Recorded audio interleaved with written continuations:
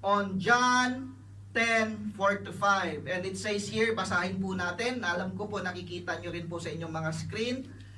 And when he brings out his own sheep, he goes before them, and the sheep follow him.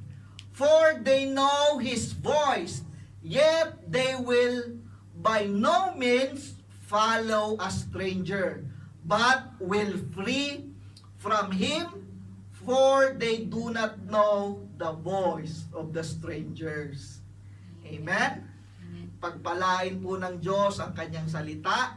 At ang topic po natin sa gabing ito ay, sabi ko sa inyo, maganda to the voice of the stranger. Ayan, parang topic ng pelikula, Sister Regine, no? Parang topic po ng pelikula yan, no? The voice of the stranger.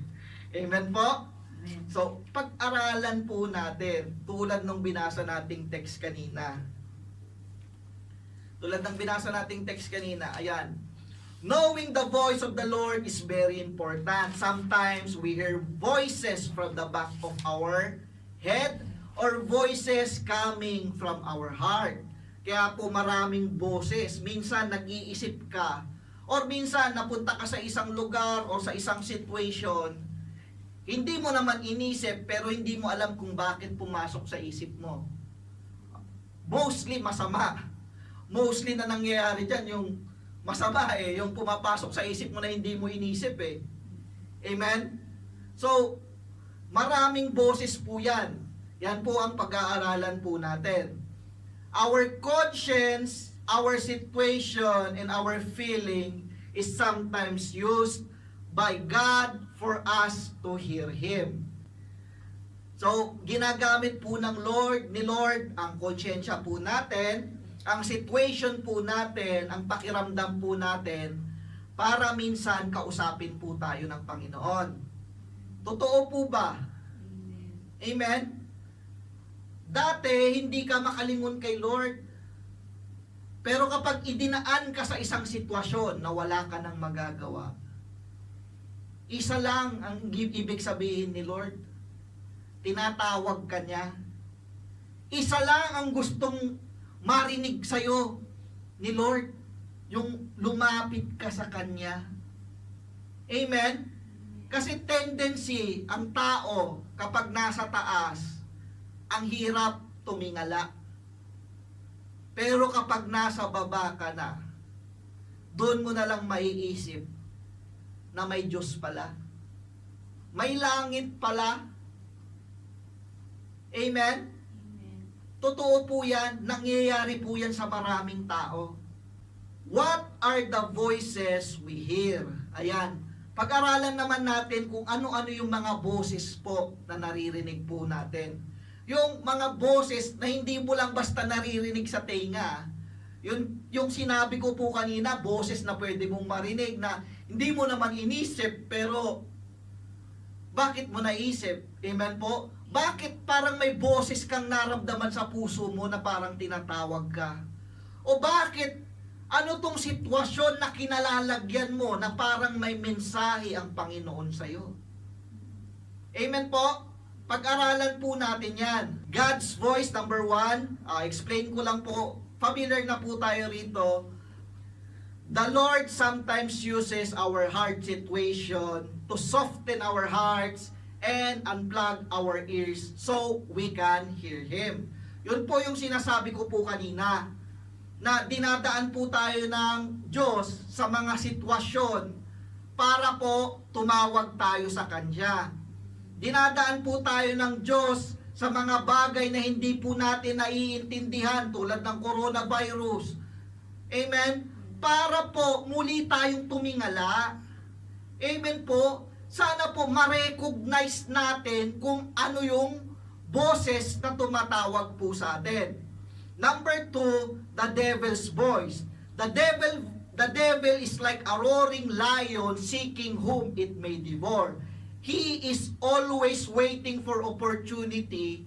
When you are weak spiritually, he is always the voice opposite to what God wants you to do. Amen po? Ang demonyo po, Ganyan ang trabaho ng demonyo. Kung kailan mahina ka physically, mahina ka emotionally, mahina ka spiritually, nandyan po yung demonyo nakaabang. Amen po? Kaya ang daming discouraged na tao eh. Kaya ang daming tao na kumakapit na lang sa patalim kahit alam nilang masama. Amen po? Ang Diyos ilalagay ka sa sitwasyon para tumawag ka sa Kanya. Pero hindi mo po alam, sinasamantala ng demonyo yan. Ipapaisip ng demonyo yan sa'yo, bakit ka inalaw ng Diyos sa gantong sitwasyon? Ipapaisip ng demonyo sa'yo yung bakit, yung why. Amen? Eh kung hindi mo alam na boses pala ng Diyos,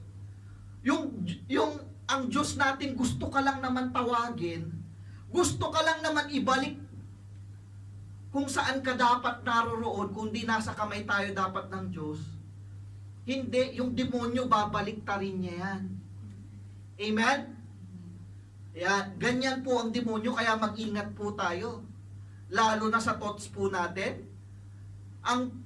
Tandaan nyo po, ang battleground po natin is nasa isip. Kung hindi ka marunong makipag-battle sa isip mo, ngayon pa lang sinasabi ko na sa'yo, talo ka.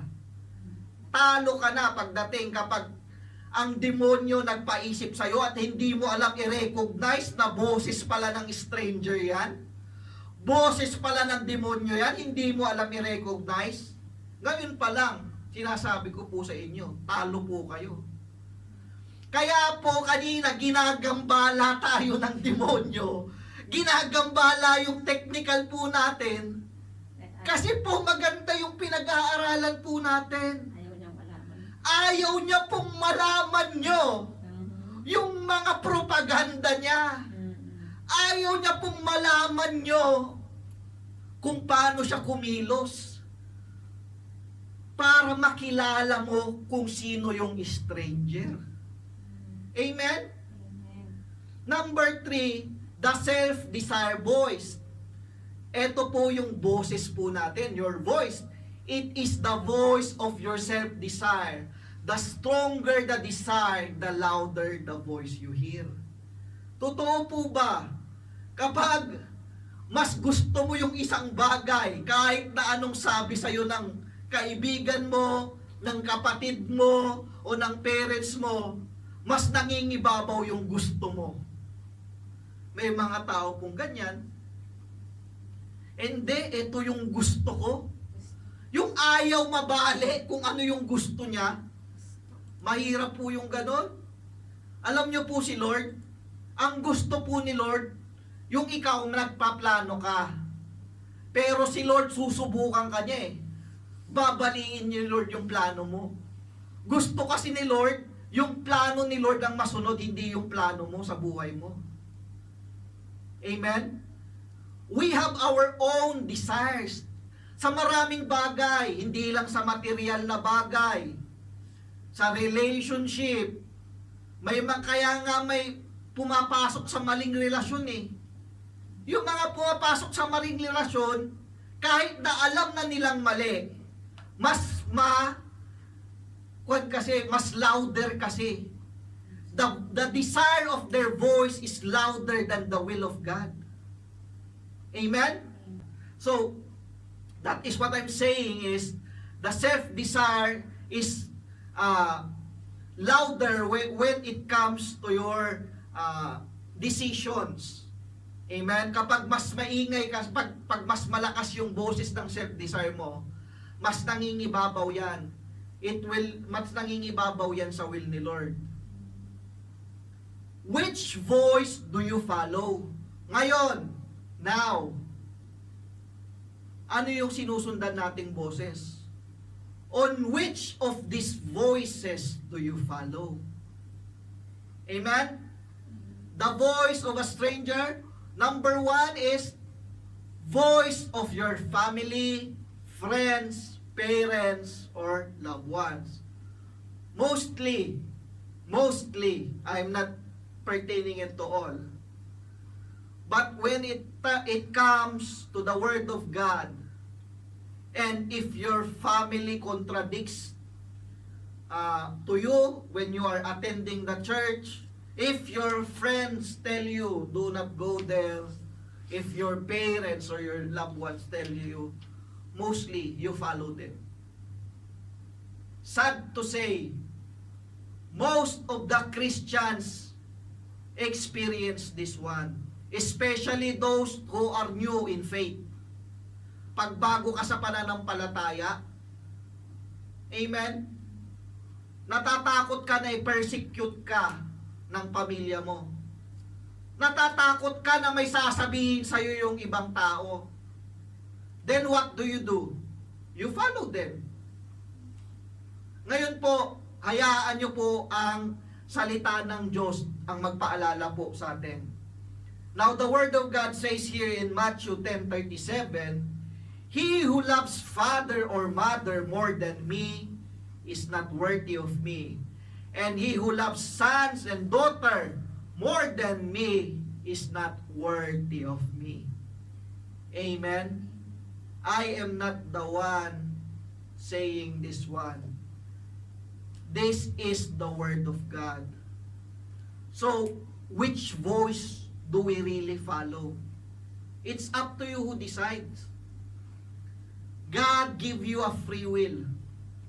But of course, the Word of God also will judge us in the end. The Lord is only saying if we follow the voices of our family more than His voice, we will not be worthy to become His servants. The Lord is not saying you do not love your parents. The Lord is not saying do not love your wife, do not love your children.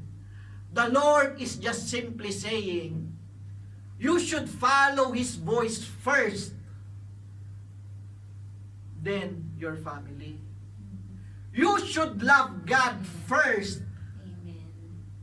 Above all things. Amen? Amen. I hope we understand self-desire voice. In Matthew 16:24, then Jesus said to His disciples, "If anyone desires to come after me, let him deny himself and take up his cross and follow me." Now, this self-desire means simply you are following your self-desire. Simply, you are following yourself more than the will of God. That is the simple explanation of it. So, that is why the text here is saying, deny yourself. To follow God is not to follow yourself. To follow God is to deny yourself. And it is not easy to deny yourself. Especially when you are on the, you graduated a college degree. Amen. You are on a good work. You are on a good position in a company. Do you know King David, how he worshiped? He is a king. He is a very rich man. Amen? But when he worshiped, sabi ng asawa niya, nagpupuri siya ng parang bata, parang baliw. Parang baliw daw siyang magpuri. He worshiped like a crazy man. Why he do that? He don't care about other people. He don't care what people may think about him. He don't care what her wife may think about him. Because he only thinks to please his God. Praise the Lord. That is what he cares. He only cares when he worship, he want to please his God. Amen. Praise the Lord. Amen? Eh kung magpuri tayo, hindi na natin magawa eh. That's why King David God uses King David as a great example for us to deny ourselves. I-deny mo yung sarili mo. Amen? Nahihiya kang umatin sa church kasi pagtatawanan ka ng kaibigan mo. Nahihiya kang makinig. Kahit sa Zoom, kahit sa online, kasi may iisipin yung ibang tao sa'yo. So, iisipin lang naman nila yan eh. Ang Diyos i-reward ka naman eh. That's right. Amen. Amen? Praise the Lord. Kaya, huwag tayong manghinawa. Let us not be ashamed. Amen? Let us deny ourselves. If we follow ourselves more than God, then it clearly says on this verse that we are not denying ourselves because our dreams are more important than serving Him. Amen? Amen. So, yun po yung pinaka-basic explanation po nun. Number 3, the stranger's voice. Now, can I have your attention for this one? So, eto kasi yung gumagambala sa ating kanina eh, yung stranger's voice. Nung nabanggit ko na yung stranger's voice, talagang ayaw ng kaaway na ipaturo. But sorry, I have a victorious God. We have a victorious God. Amen. Amen? At mas makapangyarihan siya kaysa sa lahat. Amen? Ayan. It says here in John 10:10, the thief does not come except to steal and to kill and to destroy. It only means if this stranger's voice leads you to commit sin, to steal, to kill, to destroy a reputation, or to do bad things, this is the stranger's voice. If this voice leads you away from God, then it is a stranger's voice. Sometimes there is a voice in blessing.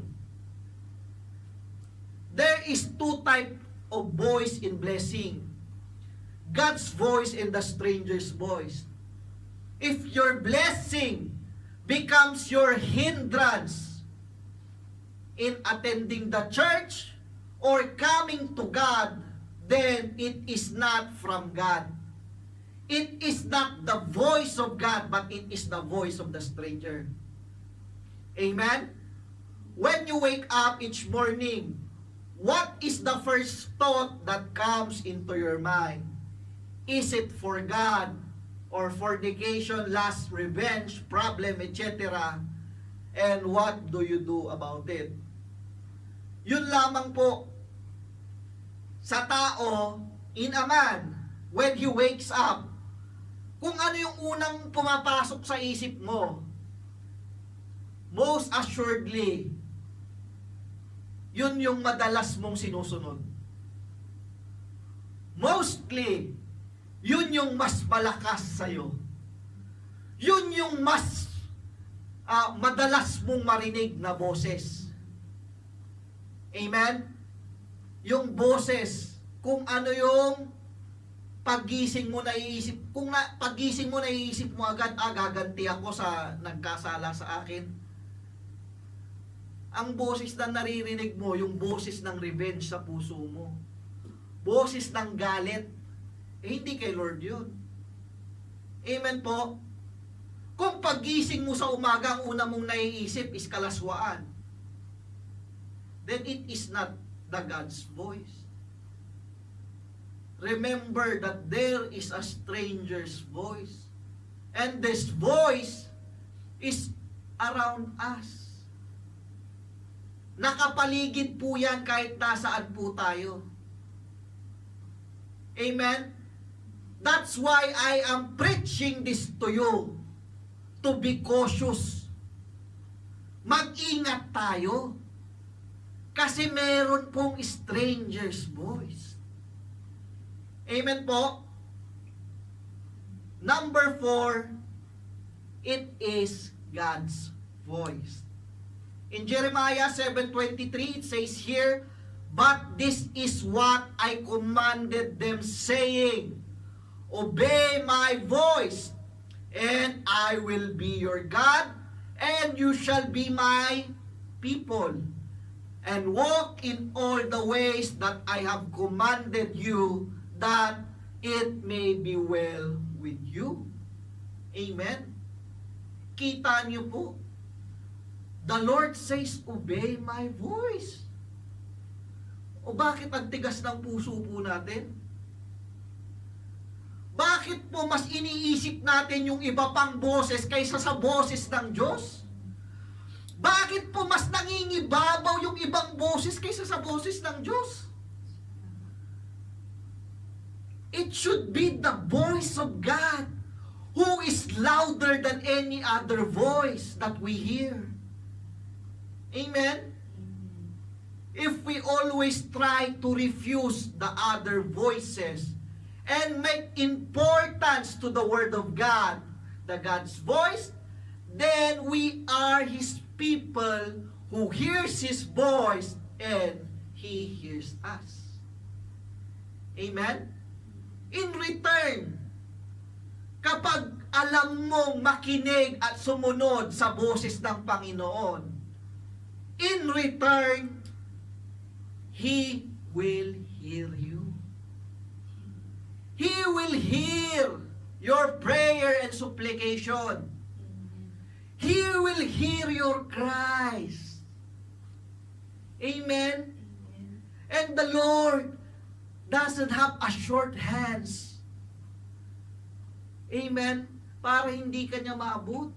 Amen. Malapit na po tayong matapos. John 10:4 says here, when He brings out His own sheep, tignan nyo po dito, He goes before them, and the sheep follow Him. Yung mga tupa po ni Lord, yung mga anak po ni Lord, sumusunod po kay Lord. They know His voice. Kasi po, kilala po nila kung sino po yung Lord nila. Kilala po nila yung boses ng kanilang Lord. Yan po ang boses ng Panginoon. Kilala po dapat natin kung tayo sinasabi natin na anak tayo ng Diyos. Kilala dapat natin yung boses ng ating Panginoon. Amen? Focus on God's voice and do not follow other voice besides from God. In John 10:5, it says here, yet they will by no means follow a stranger. At kahit kailan, hindi ka susunod sa boses na hindi mo kilala. Lalayo ka doon, but will flee from him, for they do not know the voice of the stranger. Dapat hindi mo sinusunod yung boses ng stranger. Amen? What are the voices of the stranger? Ito po, malapit na po tayong matapos. If the voices is against the will of the Lord. Ito yung mga boses ng stranger na hindi boses ng Panginoon ito. This is not the voice of God. If the voice is against the will of the Lord, if the voice is destructive, nakakasira yung chismisan, nakakasira yung reputation, yung hindi ka naman sigurado pero nagsasalita ka against dun sa tao, destructive po yan. At sa marami pang ibang bagay, that is not the voice of God. If the voice is misleading, kapag minimislead ka na po, lalo na po sa pananampalataya mo, iisa lang po ang pinreach ng mga apostles, that is the gospel of Christ, yung pinag-aralan po natin nung last Friday. Gospel of Christ, wala na po dapat ibang pinipreach na gospel kundi gospel of Christ. There is book of Gospels, but the gospel that was preached among the Gentiles, among the Hebrews, was the gospel of Christ. Amen? Mamaya po babasahin natin yung verse kung bakit napaka-importante po niyan. If the voice let us commit sin, then this is not the voice of God. Is the voice turn us away from God, then it is not the voice of God. If the voice hardens our heart to follow God, kung ang boses na naririnig mo ay nagpapatigas ng puso mo para hindi ka makasunod sa Diyos, boses po ng stranger yan, hindi po yan boses ng Panginoon. If the voice let you choose self-desire rather than choosing God's voice. Kung mas nangingibabaw sa iyo yung self-desire mo, yung i-please mo yung ibang tao, mas nangingibabaw sa iyo yung sasabihin ng ibang tao kasi boses ng ibang tao yan, then that is your self-desire. Kagustuhan mo kasi na i-please sila eh. Then it is not the voice of God. God wants you. Ayaw, ang gusto ng Panginoon, sinabi ng Lord, kung ikinahiya mo ako sa mundong ito, ikakahiya din kita sa aking Ama na nasa langit. Kung ikinakahiya natin ang Panginoon ngayon pa lamang, ikakahiya din tayo ng Panginoon. Amen? Kung kinakausap po tayo ng Diyos, gusto po lang po ni Lord, lumapit tayo sa Kanya, gusto lang ni Lord, gawin natin yung gusto niyang ipagawa sa atin, then that is God. Amen. Amen? Lord, praise the Lord. That is the voice of God. And these things are the voice of the strangers. Amen? In Galatians 1:8-9 says here, but even if we or an angel from heaven, kita nyo po, kahit na anghel na, preach any other gospel to you than what we have preached to you, let him be accused, as we have said before. So I say again, if anyone preaches any other gospel to you than what you have received, let him be accused. Ang tinutukoy po na gospel dyan, kung babalik po tayo sa verse 7, makikita nyo po, gospel of Christ. Ang tinutukoy po nila dyan is gospel of Christ. Kung babalikan po natin yung mga unang verses, basahin po natin. Kahit daw po ang anghel na mag-preach ng ibang gospel, huwag mo pakikinggan, lumayo ka. Kasi hindi po boses ni Lord yon. Boses po ng stranger yon. Kaya dapat alam mo yung gospel na pinangahawakan mo. Amen? That we have only one gospel for us to be saved, that is the gospel of Christ. Knowing the difference between the voice of God and the voice of the stranger is very important. It is who you follow, and it is who will lead your soul into its destination someday. So kapag alam mo yung boses ng Diyos at alam mo yung boses ng stranger, kasi from this lesson, nalalaman mo kung sino yung boses na mas sinusunod mo. At in the end, wala pong sisihan. At in the end, dahil kilala mo naman yung mas sinundan mong boses, it leads your soul kung saang destination mapupunta yung soul mo. Amen po? Amen. We should learn how to hear the voice of God from our heart. Hindi lang po hear, we need also to follow. Amen? A word of wisdom lamang po bago tayo magtapos. Your motive should not be subjective. God sees your heart not through your objective but through your purpose. Amen. Napaka-importante po kung gumagawa po tayo ng isang bagay na yung motive po natin is maganda, yung purpose po natin is maganda. Sa kahit anong bagay po, in general, lalo na po pagdating sa paglilingkod sa Panginoon, lalo na po pagdating sa pagsunod sa Panginoon. Amen? Napaka-importante po yung motive. Kasi yan po dyan po nagmamatter ang lahat ng bagay sa Panginoon. Pwedeng magmatter, pwede mong maloko ang ibang tao eh. Ang tao, pwede mo yan maloko, pwede kang magpanggap na kunwari may concern ka samantalang hindi, or sa mga bagay na hindi alam mo hindi yun yung motive mo, yung hindi bukal sa loob mo. Pero si Lord sa puso po kasi tumitingin ang Panginoon.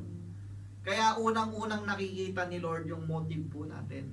Yung motibo po natin, bakit po tayo nandito ngayon, bakit po tayo nakikinig ngayon. Why we are listening to the Word of God. Ganyan po, that is how important our motive is. So sana po itong word of wisdom ma-absorb po natin kasi napakaganda po na we have a good motive in everything that we do. Amen? Conclusion. In Jeremiah 7:23, just like we have read a while ago, that we must obey the voice of God. But this is what I commanded them, saying, obey my voice, and I will be your God, and you shall be my people. If we know